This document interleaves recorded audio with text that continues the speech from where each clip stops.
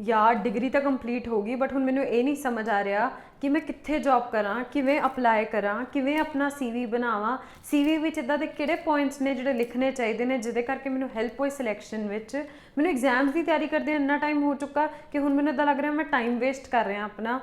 कि मैं जॉब करना भी चाहता हाँ, नहीं करना चाहता, मैनूं कित्थे जॉब करनी चाहिए है, अगर इंटरव्यू लिए जाऊँगा मैनूं किद्दां दे क्वेश्चनस पूछे जाएंगे, कि वो मैनूं रिजैक्ट तो नहीं कर देंगे, कि वो मेरा मजाक तो नहीं उड़ाएंगे, तो की मैनूं एज अ फेलीयर तो नहीं महसूस होएगा।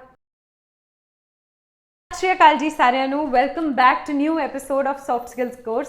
तो अज तो इस एपीसोड तो आप शुरू करन जा रहे हैं इंटरव्यू प्रैपरेशन सीरीज़। तो जिहड़े भी मैं क्वेश्चनस दसे वीडियो के स्टार्टिंग विच, अगर तुहाडे माइंड विच भी सेम क्वेश्चनस ने, ये सीरीज़ तुहाडे वास्ते है। आप 4 एपीसोड्स लैके आवांगे जी इस सीरीज़ विच, जिहदा एपीसोड नंबर 1 अज कवर करांगे। सैकेंड एपीसोड विच आप कवर करांगे कि सीवी विच किहड़ी-किहड़ी चीज़ों का ध्यान रखना चाहिए है। Interview which third episode which cover करांगे कि इंटरव्यू विच मोस्टली पूछे जाने वाले क्वेश्चनस की ने ते इंटरव्यूअर तुहाडे तो किद्दां दे आंसर चाहता हुंदा है। एंड फोर्थ इंटरव्यू विच आपां किद्दां दीयां मिसटेक्स करते हैं जो कि आपां अवॉइड करनियां ने। शुरू करते हैं जी अज दे एपीसोड तो। अज आपां पहला रजे ये समझांगे कि इंटरव्यू हुंदा की है। इंटरव्यू हुंदा है एक फॉर्मल इंटरैक्शन, एक फॉर्मल कम्युनिकेशन जो साडे विच ते जिहड़ा उस कंपनी विच काम कर रहा है ਉਹਦੇ ਵਿੱਚ ਹੁੰਦੀ ਹੈ। ਹੁਣ ਕਿਸ ਬੇਸਿਸ ਤੇ ਹੁੰਦੀ ਹੈ, ਉਹਨੂੰ ਇੱਕ ਜੌਬ ਵਾਸਤੇ ਇੱਕ ਇਦਾਂ ਦੇ ਪਰਸਨ ਦੀ ਨੀਡ ਹੁੰਦੀ ਹੈ ਜਿਹਦੇ ਵਿੱਚ ਰਿਕੁਆਇਰਡ ਸਕਿੱਲ ਹੋਏ, ਟੈਲੈਂਟ ਹੋਏ, ਰਾਈਟ ਐਟੀਟਿਊਡ ਹੋਵੇ, ਤੇ ਸਾਨੂੰ ਇੱਕ ਜੌਬ ਦੀ ਲੋੜ ਹੁੰਦੀ ਹੈ ਜਿਹਦੇ ਵਿੱਚ ਸਾਨੂੰ ਕਰੀਅਰ ਗਰੋਥ ਮਿਲੇ, ਸਾਨੂੰ ਰਿਕੁਆਇਰਡ ਸਾਡੇ ਗੋਲਸ ਨੂੰ ਅਚੀਵ ਕਰਨ ਲਈ ਇੱਕ ਜ਼ਰੀਆ ਮਿਲੇ ਤੇ ਅਸੀਂ ਸਟੇਬਲਾਈਜ਼ ਹੋ ਪਾਈਏ।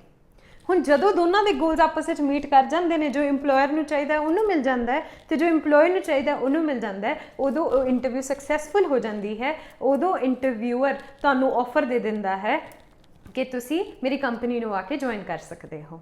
ਬਟ ਇਹ ਪ੍ਰੋਸੈਸ ਤੱਕ ਪਹੁੰਚਣ ਲਈ ਸਭ ਤੋਂ ਪਹਿਲਾਂ ਜ਼ਰੂਰੀ ਹੁੰਦੀ ਹੈ ਰਾਜੇ ਇੰਟਰਵਿਊ ਦੀ ਪ੍ਰੈਪਰੇਸ਼ਨ। ਹੁਣ ਬਹੁਤ ਸਾਰੇ ਬੱਚੇ ਇੱਦਾਂ ਸੋਚਦੇ ਨੇ, ਈਵਨ ਆਈ ਥਿੰਕ ਮੈਂ ਵੀ ਵਨ ਆਫ ਦੈਮ ਸੀਗੀ ਜੋ ਸੋਚਦੀ ਸੀਗੀ ਕਿ ਆਪਾਂ ਪੜ੍ਹ ਤਾਂ ਲਿਆ, ग्रैजुएशन कर ली, पोस्ट ग्रैजुएशन कर ली, असीं सीधा जाके इंटरव्यू दे सकते हाँ। येस ऑफ कोर्स तुसीं इंटरव्यू दे सकते हो, बट इंटरव्यू तो जान तो पहला इदां नहीं हो सकता कि तुसीं रैंडमली उठो किसी भी कंपनी विच चले जाओ एंड इंटरव्यू दे दो, तां ही रिजैक्शन आती है। इंटरव्यू विच जान तो पहला कुछ स्टैप्स ध्यान रखने की लोड़ होंदी है ते कुछ प्रैपरेशन करने की लोड़ होंदी है जो तुहानूं हेल्प करती है इंटरव्यू नूं क्लीयर करने वास्ते।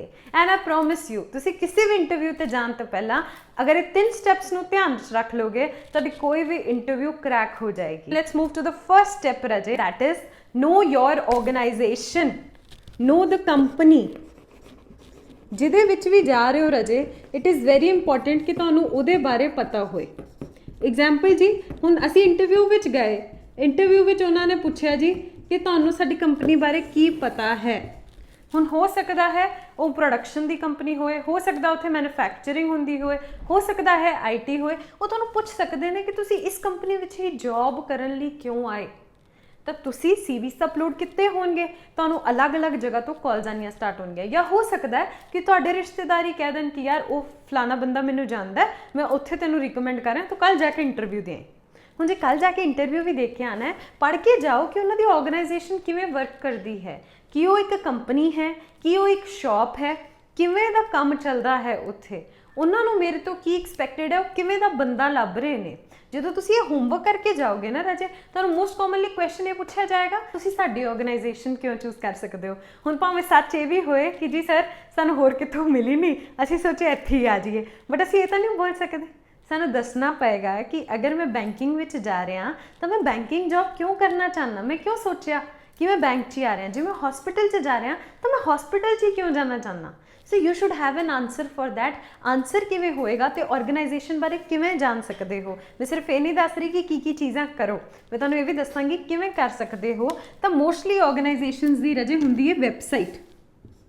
अगर तुसी वैबसाइट ते जाके पढ़ो ना तो उन्हां दी वैबसाइट ते लिखिया होएगा कि वो की काम करदे ने, उन्हां दा मिशन की हैगा, उन्हां दी टीम कितनी वड्डी हैगी है, वो किहड़े-किहड़े डाइवर्जन्स विच फैले हुए ने, वो किहड़े-किहड़े एरिया च काम करते हैं, कि वो एक सिटी विच ने या कि वो 10 सिटीज़ विच ने। उन्होंने आने वाले टाइम च विजन या मिशन की हैगा कि वो 10 सालों में अगले की अचीव करना चाहते हैं। उस कंपनी दे ਜਿਹੜੇ मेजर मैनेजिंग डायरैक्टर हैं, CEO हैं, टॉप लीडिंग ਜਿਹੜੇ ਬੰਦੇ ਨੇ, ਉਹਨਾਂ ਦਾ ਨਾਮ ਕੀ ਹੈ, ਹੁਣ ਇਹ ਤੁਹਾਨੂੰ ਕਿਵੇਂ ਹੈਲਪ ਕਰੇਗਾ?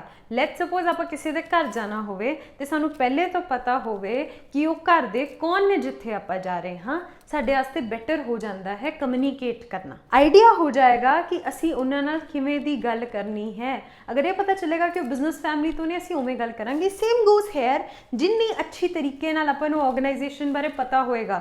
ਦੇਖੋ ਹੁਣ ਆਪਾਂ ਇੰਟਰਨਲੀ ਨਹੀਂ ਜਾਣ ਸਕਦੇ ਬਟ ਐਕਸਟਰਨਲੀ ਤਾਂ ਜਾਣ ਸਕਦੇ ਹਾਂ। ਫੇਸਬੁੱਕ ਤੇ ਪੇਜ ਹੋਏਗਾ ਉਹਨਾਂ ਦਾ, ਇੰਸਟਾਗ੍ਰਾਮ ਤੇ ਪੇਜ ਹੋਏਗਾ, ਗੂਗਲ ਤੇ ਉਹਨਾਂ ਦੇ ਰਿਵਿਊਜ਼ ਹੋਣਗੇ। ਪੜ੍ਹੋ ਉਹਨਾਂ ਬਾਰੇ। ਜਿੰਨਾ ਜ਼ਿਆਦਾ ਜਾਣੋਗੇ ਨਾ, ਜਦੋਂ ਤੁਸੀਂ ਇੰਟਰਵਿਊਅਰ ਦੇ ਸਾਹਮਣੇ ਬੈਠੋਗੇ ਨਾ, ਉਨਾ ਹੀ ਜ਼ਿਆਦਾ ਕੌਨਫੀਡੈਂਟ ਫੀਲ ਕਰੋਗੇ। ਕੌਨਫੀਡੈਂਸ ਦੀ ਗੱਲ ਧਿਆਨ 'ਚ ਰੱਖਿਓ। ਕੌਨਫੀਡੈਂਸ ਸਿਰਫ ਇੱਦਾਂ ਨਹੀਂ ਆਉਂਦਾ ਕਿ ਉੱਚੀ ਬੋਲ ਲਿਆ, ਅੱਛੇ ਤਰੀਕੇ ਨਾਲ ਬੋਲਿਆ। ਕੌਨਫੀਡੈਂਸ, ਜਿਵੇਂ ਮੈਂ ਪਿਛਲੀ ਵੀਡੀਓ ਵਿੱਚ ਵੀ ਕਿਹਾ ਸੀਗਾ, ਕੌਨਫੀਡੈਂਸ ਆਉਂਦਾ ਹੈ ਜੀ ਨੌਲੇਜ ਨਾਲ। ਜਿੰਨੀ ਜ਼ਿਆਦਾ ਨੌਲੇਜ ਹੋਏਗੀ ਇਸ ਚੀਜ਼ ਬਾਰੇ, ਜਿੰਨੀ ਜ਼ਿਆਦਾ ਨੌਲੇਜ ਹੋਏਗੀ ਆਰਗੇਨਾਈਜੇਸ਼ਨ ਬਾਰੇ, ਉਨਾ ਹੀ ਅਗਰ ਤੁਹਾਨੂੰ ਆਰਗੇਨਾਈਜੇਸ਼ਨ ਰਿਲੇਟਡ ਕੁਐਸਚਨਸ ਪੁੱਛੇ ਜਾਣਗੇ ਨਾ, ਤੁਸੀਂ ਕੌਨਫੀਡੈਂਟ ਹੋਵੋਗੇ। Coming to the second point ਜੀ, ਸੈਕੰਡ ਪੁਆਇੰਟ ਜਿਹੜਾ ਆਂਦਾ ਹੈ, ਨੋ ਯੋਰ ਜੌਬ।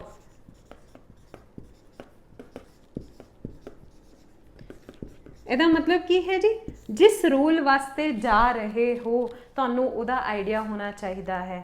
ਅਗਰ ਤੁਸੀਂ ਅਕਾਊਂਟਸ ਦੀ ਜੌਬ ਵਾਸਤੇ ਜਾ ਰਹੇ ਹੋ ਤਾਂ ਤੁਹਾਨੂੰ ਅਕਾਊਂਟਸ ਦੇ ਫਾਰਮੂਲਾਜ਼ ਆਉਣੇ ਚਾਹੀਦੇ ਨੇ। ਤੁਹਾਨੂੰ ਅਕਾਊਂਟਸ ਦੀਆਂ ਟਰਮਸ ਆਉਣੀਆਂ ਚਾਹੀਦੀਆਂ ਨੇ ਕਿ ਪ੍ਰੋਫਿਟ ਕੀ ਹੁੰਦਾ, ਲਾਸ ਕੀ ਹੁੰਦਾ, ਬੈਲੈਂਸ ਸ਼ੀਟ ਕੀ ਹੁੰਦੀ ਹੈ, ਪ੍ਰੋਫਿਟ ਐਂਡ ਲਾਸ ਅਕਾਊਂਟ ਕੀ ਹੁੰਦਾ। ਤੁਸੀਂ ਅਗਰ ਬੈਂਕਿੰਗ ਦੀ ਜੌਬ ਤੇ ਜਾ ਰਹੇ ਹੋ, ਤੁਹਾਨੂੰ ਪਤਾ ਹੋਣਾ ਚਾਹੀਦਾ ਹੈ ਕਿ ਟੈਲਰ ਕੀ ਹੁੰਦਾ, ਟੈਲਰ ਦਾ ਕੰਮ ਕੀ ਹੁੰਦਾ, ਉਹਦੀਆਂ ਰੋਲਸ ਐਂਡ ਰਿਸਪੌਂਸਿਬਿਲਿਟੀਜ਼ ਕੀ ਹੁੰਦੀਆਂ ਨੇ। ਤਾਂ ਜਿਹੜੀ ਵੀ ਜੌਬ ਵਾਸਤੇ ਤੁਸੀਂ ਜਾ ਰਹੇ ਹੋ ਰਾਜੇ, ਉਹਦੇ ਬਾਰੇ ਤੁਹਾਨੂੰ ਪਤਾ ਹੋਣਾ ਚਾਹੀਦਾ, ਅੰਡਰਸਟੈਂਡਿੰਗ ਹੋਣੀ ਚਾਹੀਦੀ ਹੈ ਕਿ ਉਹਦੇ ਕੀ ਰਿਸਪੌਂਸਿਬਿਲਿਟੀ ਏਰੀਆਜ਼ ਕੀ ਨੇ। ਇਹ KRA ਹੁੰਦਾ ਰਾਜੇ ਇਹਦਾ ਮਤਲਬ, ਜਿਹਦੀ ਫੁੱਲ ਫਾਰਮ ਹੈ ਕੀ ਰਿਸਪੌਂਸਿਬਿਲਿਟੀ ਏਰੀਆਜ਼।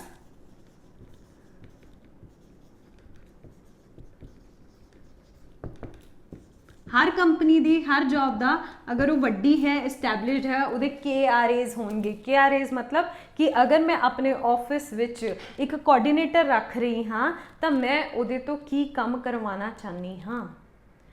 ਤੁਹਾਨੂੰ ਸਾਰੇ ਕੰਮ ਸਟੱਡੀ ਕਰਨੇ ਪੈਣਗੇ, ਦੇਖਣਾ ਪਏਗਾ ਕਿ ਮੈਂ ਕਰ ਸਕਦਾ ਹਾਂ, ਨਹੀਂ ਆਉਂਦਾ ਤਾਂ ਉਹਨੂੰ ਸਿੱਖਣਾ ਪਏਗਾ। ਕਿਉਂਕਿ ਅਗੇਨ ਜਿੰਨਾ ਜ਼ਿਆਦਾ ਨੌਲੇਜ ਤੁਹਾਨੂੰ ਇਹਦੇ ਬਾਰੇ ਹੋਏਗੀ, ਜਿੰਨੀਆਂ ਜ਼ਿਆਦਾ ਸਕਿੱਲਸ, ਸਪੋਜ਼ ਤੁਸੀਂ ਇੰਟਰਵਿਊ ਦਵੋ ਤੇ ਬੰਦੇ ਨੂੰ ਲੱਗੇ ਕਿ ਯਾਰ ਮੈਂ 10 ਕੰਮ ਕਰਾਣੇ ਸੀ, ਉਹਦੇ 'ਚ ਇਹਨੂੰ 7 ਆਉਂਦੇ ਨੇ, 3 ਹੀ ਮੈਨੂੰ ਸਿਖਾਣੇ ਪੈਣਗੇ, ਉਹ ਤੁਹਾਨੂੰ ਲੈ ਲਏਗਾ।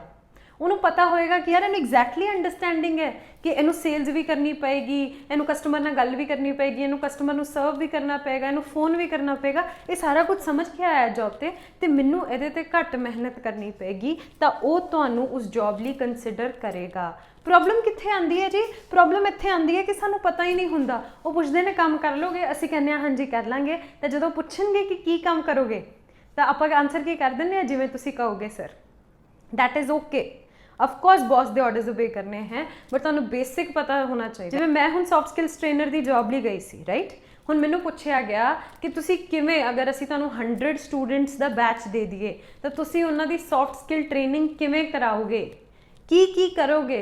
ਹੁਣ ਕਿਉਂਕਿ ਮੈਨੂੰ ਜੌਬ ਪਤਾ ਸੀਗੀ, ਮੈਨੂੰ ਪਤਾ ਸੀਗਾ ਕਿ ਮੈਂ ਹੈਲਪ ਕਰਨੀ ਹੈ ਬੱਚਿਆਂ ਦੀ ਇੰਟਰਵਿਊ ਕਲੀਅਰ ਕਰਨ ਵਿੱਚ, ਤਾਂ ਮੈਂ ਉਹਨਾਂ ਨੂੰ ਬੋਲਿਆ ਕਿ ma'am I'll do one thing, ਕਿ ਮੈਂ 10 ਸਟੂਡੈਂਟਸ ਦਾ ਬੈਚ ਬਣਾਉਂਗੀ ਡਿਫਰੈਂਟ। ਉਹਨਾਂ ਨਾਲ ਗੱਲ ਕਰਾਂਗੀ, ਜਾਣਾਂਗੀ ਉਹਨਾਂ ਦੀਆਂ ਸਟਰੈਂਥ ਕੀ ਨੇ, ਵੀਕਨੈਸ ਕੀ ਨੇ, ਦੇਖਾਂਗੀ ਉਹ ਬੱਚੇ ਕਿੱਥੇ ਲੈਕ ਕਰ ਰਹੇ ਨੇ।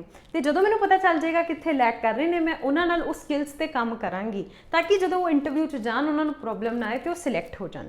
ਇਹ ਮੇਰਾ ਜੌਬ ਸੀ ਜੀ as a soft skill trainer, and ਕਿਉਂਕਿ ਮੈਨੂੰ ਉਹਦੀ ਨੌਲੇਜ ਸੀਗੀ, ਆਈ ਗॉट ਦੈਟ ਜੌਬ। ਅੱਜ ਕੱਲ੍ਹ ਨਾ ਕਿਸੇ ਕੋਲ ਵੀ ਇੰਨਾ ਟਾਈਮ ਨਹੀਂ ਹੈ ਜੋ ਉਹਨੂੰ ਕੰਮ ਸਿਖਾਏ। ਇਸ ਲਈ ਅਗਰ ਤੁਸੀਂ ਕਿਸੇ ਵੀ ਇੰਟਰਵਿਊ ਤੇ ਜਾ ਰਹੇ ਹੋ ਨਾ, ਪਹਿਲਾਂ ਆਪਣੀ ਤਿਆਰੀ, ਆਪਣੀ ਪ੍ਰੈਪਰੇਸ਼ਨ ਕਰਕੇ ਜਾਓ। ਨੈਕਸਟ ਆਉਂਦਾ ਜੀ ਥਰਡ ਵੈਰੀ ਇੰਪੋਰਟੈਂਟ ਸਟੈਪ, ਨੋ ਯੋਰ ਸੈਲਫ।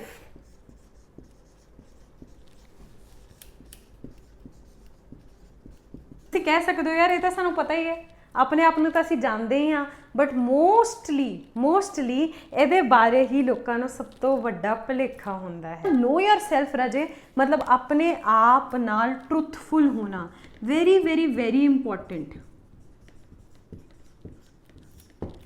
ਹੁਣ ਹੋ ਸਕਦਾ ਹੈ ਤੁਸੀਂ ਇੰਟਰਵਿਊਅਰ ਨੂੰ ਜਾ ਕੇ ਕਹਿ ਦਿਓ ਜੀ ਹਾਂਜੀ ਸਾਡੇ ਕੋਲ ਤਾਂ ਬੜੀ ਜ਼ਮੀਨ ਹੈ, ਮੇਰਾ ਭਰਾ ਤਾਂ ਬਹੁਤ ਸੈਟਲਡ ਹੈ, ਤੇ ਤੁਸੀਂ ਸੋਚੋ ਕਿ ਮੈਂ ਇੱਦਾਂ ਆਪਣੇ ਆਪ ਨੂੰ ਸ਼ੋਅ ਕਰੂੰਗਾ ਨਾ ਜੋ ਮੈਂ ਓਰੀਜਨਲ 'ਚ ਨਹੀਂ ਆ, ਤਾਂ ਮੇਰਾ ਇੰਪ੍ਰੈਸ਼ਨ ਬਣੇਗਾ। ਕਦੀ ਵੀ ਫੇਕ ਇੰਪ੍ਰੈਸ਼ਨ ਪਾਉਣ ਦੀ ਕੋਸ਼ਿਸ਼ ਨਾ ਕਰੋ, ਜੋ ਸੱਚ ਹੈ ਉਹੀ ਦੱਸੋ। ਤੁਹਾਨੂੰ ਇੰਟਰਵਿਊ ਵਾਸਤੇ ਮੁਖੌਟਾ ਪਾਉਣ ਦੀ ਲੋੜ ਨਹੀਂ ਹੈ। ਹੋ ਸਕਦਾ ਤੁਹਾਨੂੰ ਲੱਗੇ ਕਿ ਯਾਰ ਮੈਂ ਬਹੁਤ ਸਮਾਰਟ ਹਾਂ, ਮੈਂ ਸਾਹਮਣੇ ਵਾਲੇ ਨੂੰ ਬੇਵਕੂਫ ਬਣਾ ਸਕਦਾ, ਬਟ ਜਿਹੜਾ ਇੰਟਰਵਿਊ ਬੈਠਾ ਹੈ ਨਾ ਰਾਜੇ, ਇੰਟਰਵਿਊਅਰ ਇਜ਼ ਵੈਰੀ ਵੈਰੀ ਸਮਾਰਟ। ਉਹ ਕਿੰਨੇ ਸਾਲਾਂ ਤੋਂ ਇਹੀ ਜੌਬ ਕਰਦਾ ਆ ਰਿਹਾ। ਇੰਟਰਵਿਊਅਰ 2 ਮਿੰਟ 'ਚ ਪਹਿਚਾਣ ਜਾਂਦਾ ਕਿ ਇਹ ਬੰਦਾ ਸੱਚ ਬੋਲ ਰਿਹਾ ਕਿ ਇਹ ਬੰਦਾ ਐਵੇਂ ਬਸ ਬੋਲ ਰਿਹਾ ਸਿਰਫ। ਫਿਰ ਤੁਸੀਂ ਜਦੋਂ ਬਾਹਰ ਆਓਗੇ ਨਾ, ਤੁਸੀਂ ਸੋਚੋਗੇ, ਜੇ ਤੁਹਾਡੀ ਰਿਜੈਕਸ਼ਨ ਹੋ ਗਈ ਤੁਸੀਂ ਸੋਚੋਗੇ ਯਾਰ ਮੇਰੀ ਰਿਜੈਕਸ਼ਨ ਕਿਉਂ ਹੋ ਗਈ, ਮੈਂ ਤਾਂ ਇੰਨੇ ਸਹੀ ਆਨਸਰ ਦਿੱਤੇ ਸੀ, ਇੰਨੇ ਕੌਨਫੀਡੈਂਸ ਨਾਲ ਬੋਲਿਆ ਸੀਗਾ, ਯਾਰ ਇੰਟਰਵਿਊਅਰ ਦੀ ਗਲਤੀ ਹੋਣੀ, ਪਤਾ ਨਹੀਂ ਕੀ ਚਾਹੀਦਾ ਇਹਨਾਂ ਨੂੰ ਜ਼ਿੰਦਗੀ 'ਚ। ਤੇ ਫਿਰ ਆਪਾਂ ਆਪਣੇ ਘਰਦਿਆਂ ਨੂੰ ਜਾ ਕੇ ਵੀ ਇਹ ਕਹਿੰਦੇ ਹਾਂ ਕਿ ਯਾਰ ਮੈਨੂੰ ਤਾਂ ਨਹੀਂ ਸਮਝ ਆਇਆ ਮੇਰੀ ਬਹੁਤ ਇੰਟਰਵਿਊ। ਪਤਾ ਕਿਉਂ? ਕਿਉਂਕਿ ਆਪਾਂ ਆਪਣੇ ਆਪ ਨਾਲ ਝੂਠ ਬੋਲ ਰਹੇ ਹੁੰਦੇ ਹਾਂ।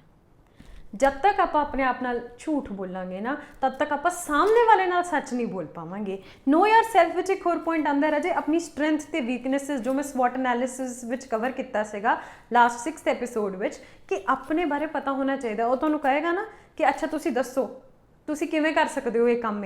ਮੇਰਾ ਕੰਮ ਹੈ ਰੋਜ਼ ਦਾ ਅਕਾਊਂਟ ਟੈਲੀ ਕਰਨਾ, ਮੇਰਾ ਕੰਮ ਹੈ ਕਿ ਰੋਜ਼ 100 ਦੀ ਕਾਲਿੰਗ ਕਰਨੀ ਹੈ ਨਾ, 100 ਬੰਦਿਆਂ ਨਾਲ ਗੱਲ ਕਰਨੀ, ਕੰਟੈਕਟ ਕਰਨਾ, ਕਸਟਮਰ ਨਾਲ ਗੱਲ ਕਰਨੀ। ਤੁਸੀਂ ਕਿਵੇਂ ਕਰ ਪਾਓਗੇ ਇਹ ਕੰਮ? ਤੁਸੀਂ ਅਗਰ ਆਪਣੇ ਆਪ ਨੂੰ ਜਾਣਦੇ ਹੋਵੋਗੇ ਨਾ, ਤੁਸੀਂ ਉਹਨੂੰ ਆਪਣੇ ਐਕਸਪੀਰੀਅੰਸ ਵਿੱਚੋਂ ਦੱਸ ਸਕਦੇ ਹੋ ਕਿ ਸਰ ਮੈਂ ਇੱਕ ਟੀਮ ਮੈਨੇਜ ਕਰ ਦਿੰਦਾ ਸੀ, ਮੈਂ ਇੱਕ ਸਪੋਰਟਸ ਪਰਸਨ ਬਹੁਤ ਵਧੀਆ ਹਾਂ, ਜਦੋਂ ਵੀ ਟੀਚਰਸ ਨਾਲ ਗੱਲ ਕਰਨੀ ਹੁੰਦੀ ਸੀ ਸਾਰੇ ਮੈਨੂੰ ਭੇਜਦੇ ਸੀਗੇ ਕਿਉਂਕਿ ਮੇਰੀ ਕਮਿਊਨੀਕੇਸ਼ਨ ਸਕਿੱਲਸ ਵਿੱਚ ਕਨਵਿੰਸਿੰਗ ਸੀਗੀ ਤੇ ਮੈਂ ਆਪਣੀ ਗੱਲ ਮਨਾ ਲੈਂਦਾ ਸੀਗਾ। ਉਹ ਕਿਵੇਂ ਬੋਲ ਪਾਓਗੇ? ਜਦੋਂ ਤੁਸੀਂ ਆਪਣੀ ਸਟਰੈਂਥਸ ਤੇ ਵੀਕਨੈਸਿਸ ਨਾਲ ਰੂਬਰੂ ਹੋਗੇ। ਅਗਰ ਉਹ ਪੁੱਛੇ ਤੁਹਾਡੇ 'ਚ ਕਿਹੜੀ ਕਮੀ ਹੈ, ਵੀਕਨੈਸ ਦੱਸੋ, ਤਾਂ ਅਗਰ ਤੁਹਾਨੂੰ ਆਪਣੇ ਬਾਰੇ ਪਤਾ ਹੋਏਗਾ ਤੁਸੀਂ ਦੱਸ ਸਕਦੇ ਹੋ। ਬਟ ਅਗਰ ਤੁਸੀਂ ਇਹ ਕਹੋਗੇ ਨਹੀਂ ਮੇਰੇ 'ਚ ਤਾਂ ਕੋਈ ਵੀਕਨੈਸ ਨਹੀਂ ਸਰ, ਮੈਂ ਤਾਂ ਪਰਫੈਕਟ ਹਾਂ, ਸੋ ਇਹ ਝੂਠ ਹੈ। क्योंकि कोई भी इंसान परफेक्ट नहीं है। हर इंसान कुछ ना कुछ ਹੁੰਦਾ ਹੈ ਜੋ ਕਿ ਲੈਗਡ ਹੁੰਦਾ, ਜਿਹਦੇ ਤੇ ਉਹ ਕੰਮ ਕਰ ਸਕਦਾ ਹੈ। ਅਗਲੇ ਸੈਸ਼ਨਸ ਵਿੱਚ ਮੈਂ ਤੁਹਾਨੂੰ ਇਹ ਵੀ ਦੱਸਾਂਗੀ ਕਿ ਕਿਹੜੇ ਇੰਟਰਵਿਊ ਦਾ ਕੁਐਸਚਨ ਕਿਵੇਂ ਕਰਨਾ ਹੈ ਤੇ ਉਹਨੂੰ ਐਨਾਲਾਈਜ਼ ਕਿਵੇਂ ਕੀਤਾ ਜਾਂਦਾ ਹੈ। ਬਟ ਬਿਫੋਰ ਵੀ ਜੰਪ, ਆਪਾਂ ਸਿੱਧਾ ਜੰਪ ਨਹੀਂ ਮਾਰਨੀ, ਆਪਾਂ ਪਹਿਲਾਂ ਇਹ 3 ਪੁਆਇੰਟਸ ਦਾ ਧਿਆਨ ਦੇਣਾ ਰਾਜੇ। ਤੁਸੀਂ ਟਿਕ ਮਾਰਕ ਲਾਣਾ ਇਹਦੇ ਅੱਗੇ। ਅੱਜ ਦੀ ਐਕਟੀਵਿਟੀ ਵਿੱਚ ਤੁਹਾਡਾ ਇਹ ਵੀ ਕੰਮ ਹੈ, ਨੋ ਦ ਆਰਗੇਨਾਈਜੇਸ਼ਨ, ਕੀ ਜਿਸ ਇੰਟਰਵਿਊ ਲਈ ਜਾ ਰਹੇ ਹੋ ਤੁਸੀਂ ਆਰਗੇਨਾਈਜੇਸ਼ਨ ਦੀ ਸਟੱਡੀ ਕੀਤੀ ਹੈ, ਪੁੱਟ ਅ ਟਿਕ ਮਾਰਕ। ਕੀ ਕੀਤਾ ਹੈ ਤੁਹਾਡੇ ਲਈ ਨਹੀਂ ਤਾਂ ਦੂਜਿਆਂ ਲਈ ਹੈਲਪ ਹੋ ਜਾਏਗਾ। ਮੈਂ ਵੈਬਸਾਈਟ ਦੇਖਿਆ, ਮੈਂ ਉਹਨਾਂ ਦੇ ਸੋਸ਼ਲ ਮੀਡੀਆ ਪੇजेस ਦੇਖੇ। ਸੈਕਿੰਡ, ਜੌਬ, ਮੇਰੀ ਜੌਬ ਵਿੱਚ ਕੀ ਰਿਕੁਆਇਰਡ ਹੈ, ਕੀ ਮੇਰੇ ਤੋਂ ਕਮਿਊਨੀਕੇਸ਼ਨ ਸਕਿੱਲਸ ਚਾਹੀਦੀਆਂ ਨੇ, ਕੀ ਮੇਰੇ ਤੋਂ ਡਿਸੀਜਨ ਮੇਕਿੰਗ ਸਕਿੱਲਸ ਚਾਹੀਦੀਆਂ ਨੇ, ਉਹ ਕੀ ਚਾਹੁੰਦੇ ਨੇ ਕਿ ਕੀ ਮੈਨੂੰ ਕੰਪਿਊਟਰ ਦੀ ਨੌਲੇਜ ਹੋਵੇ, ਮੈਨੂੰ ਫਾਰਮੂਲਾਜ਼ ਦੀ ਨੌਲੇਜ ਹੋਵੇ, ਤਾਂ ਕੀ ਮੈਂ ਉਹ ਸਾਰੇ ਦੀ ਤਿਆਰੀ ਕਰਕੇ ਜਾ ਰਿਹਾ ਹਾਂ ਕਿ ਨਹੀਂ ਜਾ ਰਿਹਾ। ਤੇ ਥਰਡ, ਕਿ ਮੈਂ ਆਪਣੇ ਆਪ ਨੂੰ ਜਾਣਦਾ ਕਿ ਨਹੀਂ ਜਾਣਦਾ, ਤਾਂ ਆਪਣੀਆਂ ਸਟਰੈਂਥ ਵੀਕਨੈਸਿਸ ਆਪਣੇ ਬਾਰੇ ਅੱਛੇ ਤਰੀਕੇ ਨਾਲ ਜਾਣਨਾ ਹੈ। ਟਰਸਟ ਮੀ, ਅਗਰ ਤੁਹਾਨੂੰ ਇਹ ਸਾਰੀਆਂ ਚੀਜ਼ਾਂ ਬਹੁਤ ਅੱਛੇ ਤਰੀਕੇ ਨਾਲ ਪਤਾ ਹੋਣਗੀਆਂ ਨਾ, ਇਹ ਸਾਰੇ ਪੁਆਇੰਟਸ ਤੁਹਾਨੂੰ ਯਾਦ ਰਹਿਣਗੇ, ਤੁਸੀਂ ਕਿਸੇ ਵੀ ਇੰਟਰਵਿਊ ਵਿੱਚ ਜਾਓਗੇ ਨਾ, ਕਦੀ ਵੀ ਰਿਜੈਕਸ਼ਨ ਨਹੀਂ ਫੇਸ ਕਰੋਗੇ ਫਸਟ। ਬਟ ਅਗਰ ਤੁਸੀਂ ਰਿਜੈਕਸ਼ਨ ਫੇਸ ਕਰੋਗੇ ਵੀ ਨਾ, ਤੁਹਾਨੂੰ ਐਗਜ਼ੈਕਟ ਰੀਜ਼ਨ ਪਤਾ ਹੋਏਗਾ ਕਿ ਯਾਰ ਸ਼ਾਇਦ ਮੈਂ ਜੌਬ ਵਾਸਤੇ ਇੰਨਾ ਕੇਪੇਬਲ ਨਹੀਂ ਸੀਗਾ, ਮੇਰੇ ਕੋਲ ਰਿਕੁਆਇਰਡ ਸਕਿੱਲਸ ਨਹੀਂ ਸੀ, ਇਸ ਲਈ ਮੈਂ ਰਿਜੈਕਟ ਹੋ ਗਿਆ। ਸ਼ਾਇਦ ਮੈਨੂੰ ਇਸ ਆਰਗੇਨਾਈਜੇਸ਼ਨ ਬਾਰੇ ਇੰਨਾ ਨਹੀਂ ਪਤਾ ਸੀਗਾ, ਤਾਂ ਕਰਕੇ ਮੈਂ ਇੱਥੇ ਸਿਲੈਕਟ ਨਹੀਂ ਹੋ ਪਾਇਆ ਕਿਉਂਕਿ ਇਹਨਾਂ ਨੂੰ ਕੁਝ ਹੋਰ ਤਰੀਕੇ ਦੇ EMPLOYEES ਚਾਹੀਦੇ ਨੇ। ਜਾਂ ਥਰਡ, ਤੁਹਾਨੂੰ ਇੱਦਾਂ ਲੱਗੇਗਾ ਕਿ ਨਹੀਂ ਯਾਰ ਜਿਵੇਂ ਦਾ ਮੈਂ ਹਾਂ ਨਾ, ਮੈਂ ਇਸ ਆਰਗੇਨਾਈਜੇਸ਼ਨ ਲਈ ਨਹੀਂ ਬਣਿਆ। ਤਾਂ ਅਗਰ ਤੁਸੀਂ ਰਿਜੈਕਸ਼ਨ ਵੀ ਫੇਸ ਕਰੋਗੇ ਨਾ ਰਾਜੇ, ਤੁਹਾਡੇ ਕੋਲ ਆਨਸਰਸ ਹੋਣਗੇ। ਆਨਸਰ ਹੋਏਗਾ ਕਿ ਮੈਂ ਕਿਉਂ ਰਿਜੈਕਟ ਹੋਇਆ, ਤੇ ਦੂਜਾ ਡੀਮੋਟੀਵੇਟ ਨਹੀਂ ਹੋਵੋਗੇ, ਸਗੋਂ ਕਿ ਇਹਦੇ ਤੋਂ ਸਿੱਖ ਕੇ ਨਾ ਨਵੀਂ ਇੰਟਰਵਿਊ ਦੇਣ ਲਈ ਮੋਟੀਵੇਟ ਹੋ ਜਾਓਗੇ। ਸੋ ਆਈ ਹੋਪ ਤੁਹਾਨੂੰ ਸਾਰਿਆਂ ਨੂੰ ਸਾਰੇ ਪੁਆਇੰਟਸ ਕਲੀਅਰ ਹੋ ਗਏ ਹੋਣਗੇ। ਕੋਈ ਡਾਊਟ ਹੋਇਆ, ਕੋਈ ਕੁਐਸਚਨ ਹੋਇਆ, feel free to ask in the comment section. ਜਿਹੜੇ ਵੀ ਕੁਐਸਚਨਸ ਪੁੱਛੋਗੇ ਮੈਂ ਕੋਸ਼ਿਸ਼ ਕਰਾਂਗੀ, ਕਿਉਂਕਿ ਆਪਾਂ ਇੰਟਰਵਿਊ ਸੀਰੀਜ਼ ਚਲਾ ਰਹੇ ਹਾਂ, 4 ਐਪੀਸੋਡਸ ਵਿੱਚ ਆਪਾਂ ਇੰਟਰਵਿਊ ਦੀ ਹੀ ਗੱਲ ਕਰਾਂਗੇ, ਤਾਂ ਮੈਂ ਉਸ ਇੰਟਰਵਿਊ ਸੀਰੀਜ਼ ਵਿੱਚ ਤੁਹਾਡੇ ਕੁਐਸਚਨਸ ਨੂੰ ਆਨਸਰ ਕਰਦੀ ਰਵਾਂਗੀ। Till then, take care of yourselves जी, एक्टिविटी कर लियो जी, एंड रब रखा जी।